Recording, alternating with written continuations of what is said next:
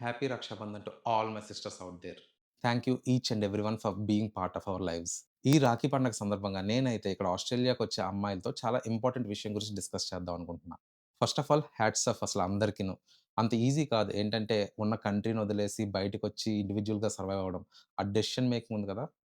ఒక అబ్బాయి వాళ్ళ ఇంట్లో వాళ్ళని నేనిలా హైర్ స్టడీస్‌కి అబ్రాడ్ ఎళ్తా అని ఒప్పించినంత ఈజీ అయితే కాదు. స్టిల్ ఇంకా అమ్మాయిలు వాళ్ళ ఇంట్లో వాళ్ళని ఒప్పించడానికి. ఇన్ని స్టెప్స్ తీసుకొని, అంత బోల్డ్ డెసిషన్ తీసుకొని, ఇలా బయటకొచ్చిన తర్వాత స్టిల్ చాలామంది ఇంకా చాలా విషయాల్లో ఇబ్బందులు ఫేస్ చేస్తున్నారు.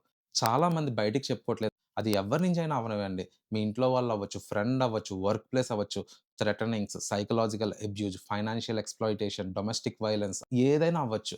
కానీ మీరైతే ఇక్కడిచ్చే నంబర్‌కి మీరు కాల్ చేసి మీ ఇబ్బందులు మీరు చెప్పుకోవచ్చు. ఇంకా చాలా మంది ఎదవలున్నారు. ఎప్పుడు ఛాన్స్ దొరికితే ఎక్కడ ఎక్స్‌ప్లాయిట్ చేద్దామా అని ఉంటారు. అలాంటి వాళ్ళు వీళ్ళు ఏం చేస్తారులే అని అనుకోకూడదు. ఏం చేస్తారో అన్న భయముండాలి. ఇందాక చెప్పిన నంబరే కాదు. ఇంకా చాలా ఆర్గనైజేషన్స్ ఉన్నాయి. సేఫ్ స్టెప్స్, ఆరెంజ్ డోర్ ఇలా బోలెడన్ని ఉన్నాయి. ఇక్కడిచ్చే వెబ్‌సైట్‌కెళ్ళండి. మీరెప్పుడైనా ఎలాంటి ఇబ్బంది ఫేస్ చేసినా ధైర్యంగా మీ ఇబ్బందిని మీరు వీళ్ళందరికీ రీచ్ ఔట్ అయ్యి చెప్పుకోండి. సేఫ్ హోమ్స్ ఉంటాయి. మీరు ఒకవేళ మీరున్న ఇంట్లో మీరు ఇష్యూ ఫేస్ చేస్తున్నారు. వాళ్ళు మిమ్మల్ని అబ్యూజ్ చేస్తున్నారు.